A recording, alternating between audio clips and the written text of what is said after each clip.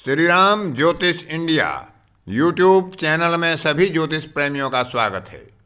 आज की कक्षा का विषय प्रसंग है जन्म काल में गंडांत का विचार कैसे करें, जिनको गंडमूल कहते हैं, मूल भी कहते हैं, अभुक्त मूल कहते हैं। उनका प्रभाव क्या होता है सामान्य रूप से और उनका परिहार क्या होता है। गंडांत के बारे में कुछ भ्रामक धारणाएं भी हैं, उनके बारे में विचार करेंगे। और गंडांत कहाँ ज़्यादा प्रभावी होता है उसके बारे में विचार करेंगे, और गंडांत कौन कौन से होते हैं उसके बारे में भी विचार करेंगे। एक बड़ा भय जनमानस के हृदय में हो जाता है जब उसे मालूम होता है कि उसकी संतान का जन्म मूल नक्षत्रों में हुआ है, जबकि वास्तव में मूल नक्षत्र केवल एक है, लेकिन गंडांत नक्षत्र 6 हैं जो केतु के और बुध के नक्षत्र हैं। वे गंडांत नक्षत्र कहे गए हैं, जिनमें एक नक्षत्र का नाम मूल है, सब नक्षत्रों का नाम मूल नहीं है। अन्य का नाम अश्विनी है, मघा है, ज्येष्ठा है, आश्लेषा है, रेवती है। तो इस प्रकार से इसके बारे में अधिक भ्रमित होने की आवश्यकता नहीं है। केवल कुछ घड़ियां ही अनिष्टकारक हो सकती हैं, क्योंकि गंडांत में जन्म होने पर जातक का जीवन अव्यवस्थित रहता है। चंद्रमा कमजोर हो, लगन कमजोर हो तो जीवन को भी अरिष्ट होता है, जीवन में कष्ट रहता है, बालारिष्ट भी हो सकता है। तो केवल नक्षत्र के आधार पर गंडांत का विचार ना करें। नक्षत्र, लग्न और तिथि, ये 3 गंडांत होते हैं जिनके बारे में आगे विचार करेंगे। इन गंडमूल के नक्षत्रों में जन्म लेने वाले जातक अच्छा और उच्च जीवन जीने वाले भी होते हैं, और इन नक्षत्रों में जन्म लेने वाले जातक दुखी, दारिद्र और अल्पायु का जीवन जीने वाले भी होते हैं। तो केवल नक्षत्रों के गंडांत पर विचार करके किसी की जन्म पत्रिका को अशुभ या दोषपूर्ण कह देना ये अच्छी बात नहीं है। हमें तिथि गंडांत का भी विचार करना चाहिए, हमें लग्न गंडांत का भी विचार करना चाहिए, लेकिन केवल नक्षत्र गंडांत का विचार या नक्षत्र मूल का विचार समाज में ज़्यादा प्रचलित है। तो जैसा बताया कि गंडांत 3 प्रकार के होते हैं, तिथि गंडांत, नक्षत्र गंडांत और लग्न गंडांत। तो नक्षत्र गंडांत में अश्विनी, मघा, मूल जो केतु के नक्षत्र होते हैं, इनकी प्रारंभ की 2 घड़ियां ज़्यादा अनिष्टकारक होती हैं, और आश्लेषा, ज्येष्ठा, रेवती की जो अंतिम 2 घड़ियां हैं ये सामान्य रूप से अधिक अनिष्टकारी होती हैं। कुछ अन्य मतों में अश्विनी की 3 घड़ी शुरू की,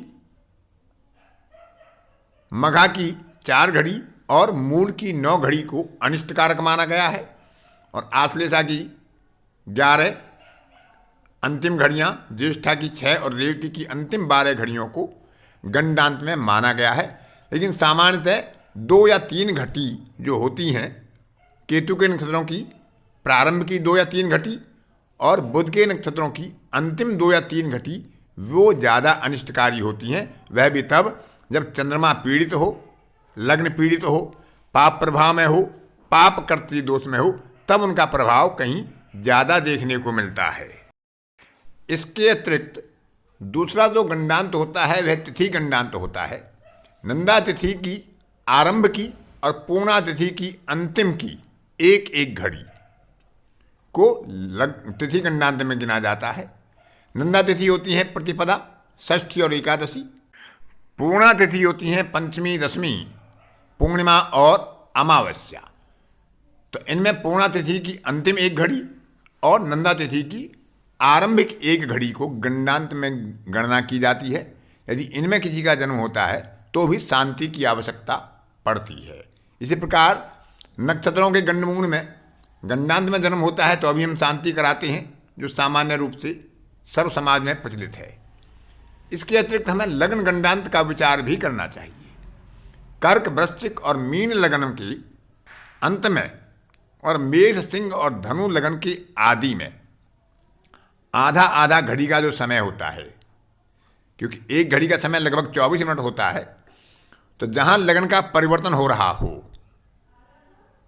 तो मेष, सिंह और धनु लगन के शुरू के 12 मिनट और मीन, वृश्चिक और कर्क लगन के अंतिम 12 मिनट में गंडांत का विचार किया जाता है। तो उनकी शांति कराई जा सकती है, अन्यथा अन्य स्थितियों में केवल 10 दिन के बाद उसके नामकरण पर उसकी गृह शुद्धि, गृह शांति कराई जा सकती है। इसके लिए कुछ ज्योतिषकारों ने, प्राचीन विद्वानों ने परिहार भी बताए हैं कि यदि पुत्र का जन्म हो और रात्रि काल में हो तो गंडांत का विशेष विचार उसके ऊपर प्रभावी नहीं होता है। इसी प्रकार यदि कन्या का जन्म हो और दिवा काल में हो, दिन के समय में हो, तो उसमें भी तिथि गंडांत हो, लगन गंडांत हो या नक्षत्र गंडांत हो, उसका विशेष प्रभाव उसके ऊपर नहीं होता। इसके अलावा 11वां भाव जो लाभ भाव है, एकादश भाव है, इच्छा प्राप्ति का भाव है, उसमें यदि कोई शुभ ग्रह विराजमान हो तो भी गंडांत का परिहार हो जाता है। इसके अतिरिक्त यदि लग्न शुभ कर्त्री हो, शुभ ग्रहों के प्रभाव में हो, चंद्रमा पर पाप प्रभाव ना हो, चंद्रमा भी शुभ ग्रहों के प्रभाव में हो, बलवान हो, लग्न बलवान हो, चंद्रमा बलवान हो, तो अभी गंडांत का विशेष प्रभाव नहीं हो पाता है।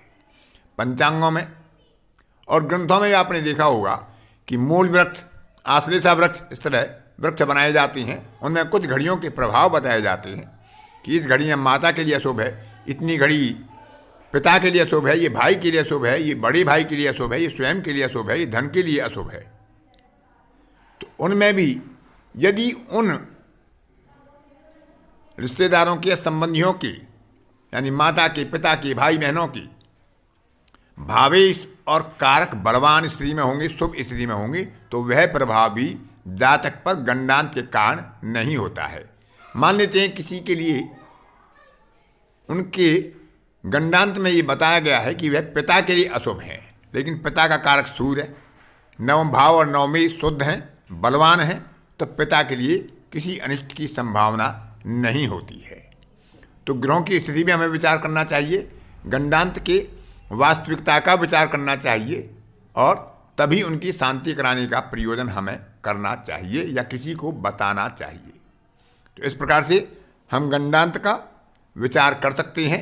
इसके बारे में जो भ्रामक स्थिति है कि पूरे नक्षत्रों को ही, 6 नक्षत्रों में पूरे कालखंड को ही गंडांत मान लिया जाता है या मूल मान लिया जाता है, तो उसकी कोई ऐसी विशेष आवश्यकता नहीं पड़ती है। जो निकट का गंडांत होता है वही ज़्यादा प्रभावी होता है। तो इस प्रकार से तिथि गंडांत, लग्न गंडांत और नक्षत्र गंडांत का हम जातक के जन्म काल में विचार करके उसकी शांति आदि का उपक्रम कर सकते हैं, ताकि उसका जीवन आगे सुखद हो, सहज हो और वह दीर्घायु को प्राप्त हो। आज की कक्षा में इतना ही। अगली कक्षा में फिर किसी नए विषय पर आपसे मुलाकात होगी। तब तक के लिए अपनी वाणी को विराम देता हूँ। धन्यवाद।